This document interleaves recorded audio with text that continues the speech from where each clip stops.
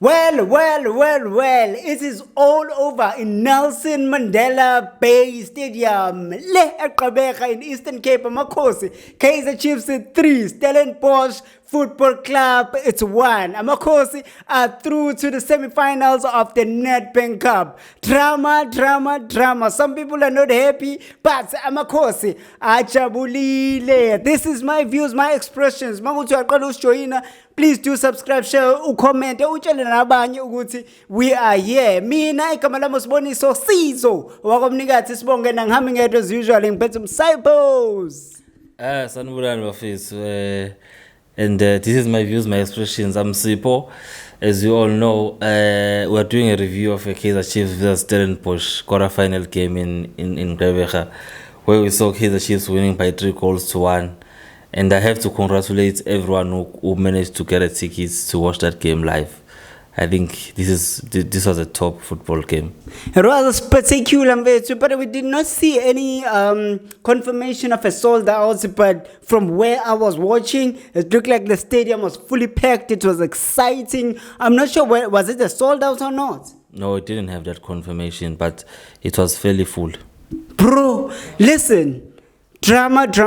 As you are saying, it was a very exciting game and they were going to each other pound to pound. Nobody was packing the bus, nobody was tactical, but everybody wanted a win. And there was so much to talk about in the game. But tell us, when uyibone kanjani game? Hey, there's a lot of talking points in this game. Firstly, I think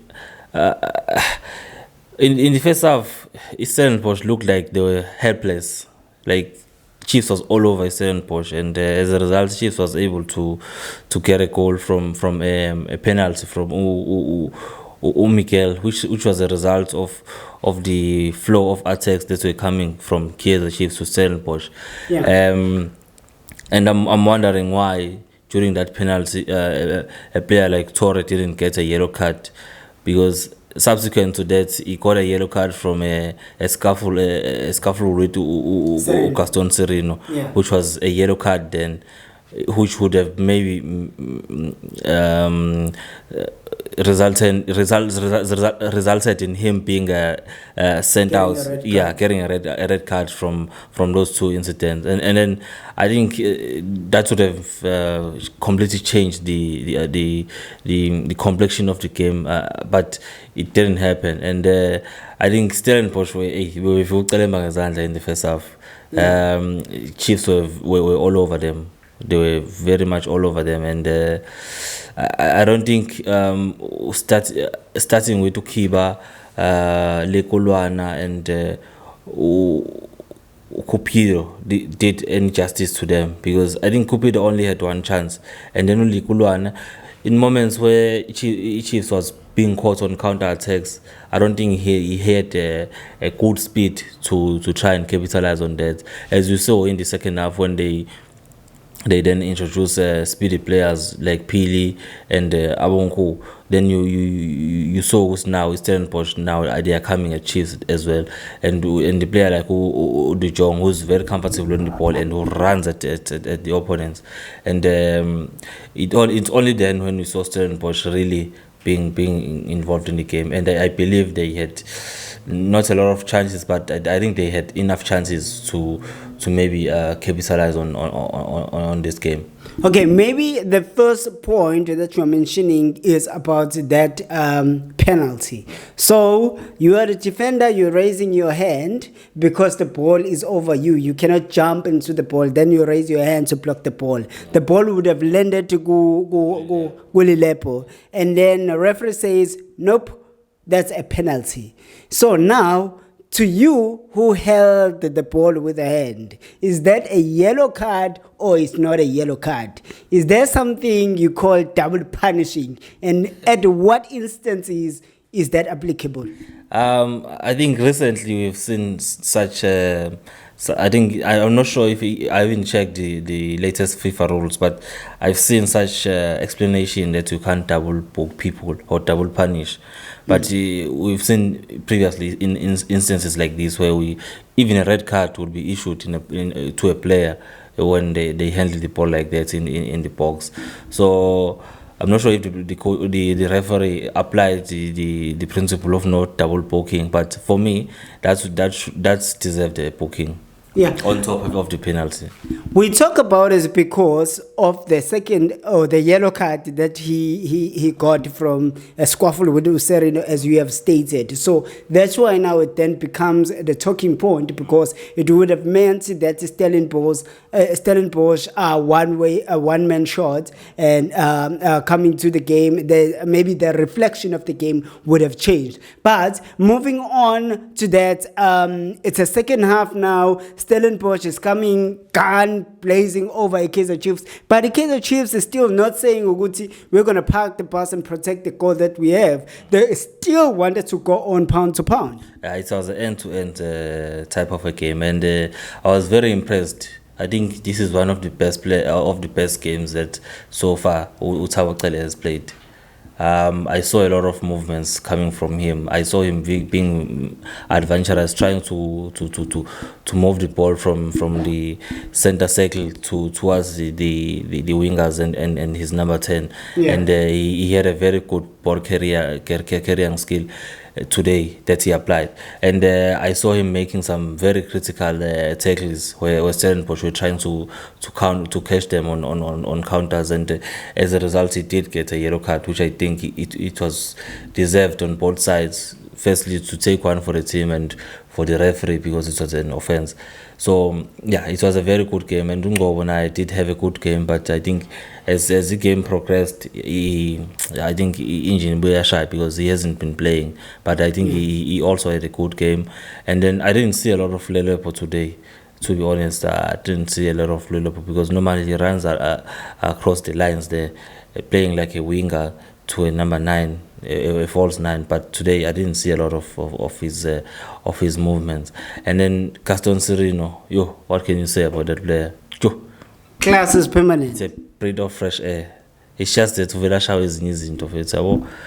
And tempo, fatigue. Sometimes after 60 minutes, coaches take him off, and Agatani, but so but he's a very good player. I think Chiefs needs to keep on carrying him into the starting lineup, and try and manage these things as in again. Sure. It's 96 minutes. We are about to pack our bags and then sit hamba and then De Jong get that goal, and now the score is 1-1. So we are hoping for, or we are looking forward to playing extra time or to end the game. Then De Jong says, no, not yet. Yeah, I thought we were going to extra time from that incident, De Jong. But there was still a lot of talking points after that. Very good header. Ball, and then he redirected it to the goal post, and Stellenbosch were back until the incident Kapule Morton Stevens, and then that's completely turned a game into something else, and then Stellenbosch lost their minds, and they considered that goal. Let's talk about that incident. You said Kapule Modi and Stevens, but Kapule Modi scored the goal, and then the person that had an issue, yes, that was Matlo with Stevens. But one lineman raised the flag and said, "Oh, I saw something," but the referee had pointed into the center because that thing. But now goes 2 linemen to discuss the incident, and then he comes back and say it's a goal. Yeah, I think there was a contradiction. Ugasa was very quick to make a decision of something that he didn't see. And him pointing out into the center circle, usayibopile already asakwazi ukuthi ajike because abantu bezobuza usikhona iVAR, and ulineman unayo yonke engele into eyenzekile le because it was just closer to i-goal line, and ulineman was seeing everything yenzekalile. I think from what I've seen, that was a foul on Usage Stevens, and the goal shouldn't have stood. But Ukasa having made the decision, I think ubenalento umqondo lakho uthi hayi ngeke ngisayijika le angisayenze ngithi hayi i-goal cause. But Managa, you say Ukasa uthathe i-decision with ngento angayibonanga. But now, how does he convince the lineman to agree with him? Because lineman saw what he saw. Then you go to the lineman and then I confirm, then the decision is changed. But he confirmed or he rubber stamped his decision of pointing the ball into the center, which means is a goal. Maybe he told the lineman what he saw, so as to give this as a goal. I think the conversation yabo no lineman ibizoba right if ukugasa afuna ukwenza isinqumo ngento angayibonanga. Because bese pointed and everyone was celebrating until bebona lineman lapha, and then he had to go and discuss with the lineman. But had he waited and went to the lineman without pointing into the center, their conversation would have maybe came out with a different conclusion. So yeah. But then and then I'm the lineman and I'm the referee, I'm the last man, I'm the decision maker in this situation. So I've already made the decision. Because some people so I think from his initial decision. And congratulations to Kaizer Chiefs for this game. I think they did deserve it. Yeah. To be honest. So when ngokwakho that was a foul, it should not have been a goal. Yeah. Okay. So last one on the incident. Who has the deciding voice between the lineman and the referee? If they see things differently, who has the binding decision? It's a referee. He's a center man. So it's a goal. Yeah. Non-negotiable. The last one, goalkeeper Stellies is also, it's a set piece, it's a corner.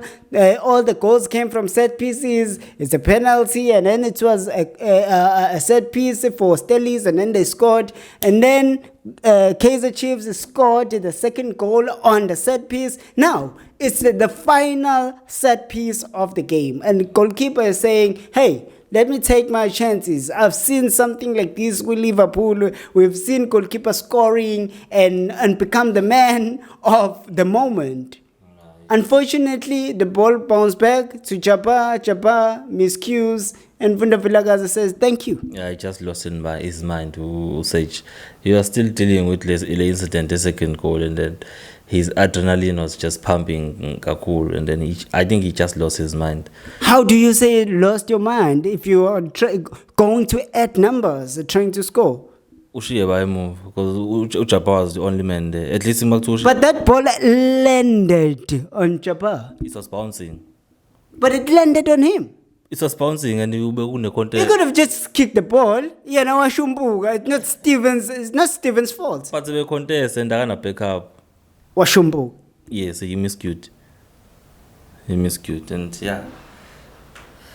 It says like this. Congratulations to Kaizer Chiefs, and we're looking forward to their game against Orlando Pirates in the semi-finals. How? Sakkaze?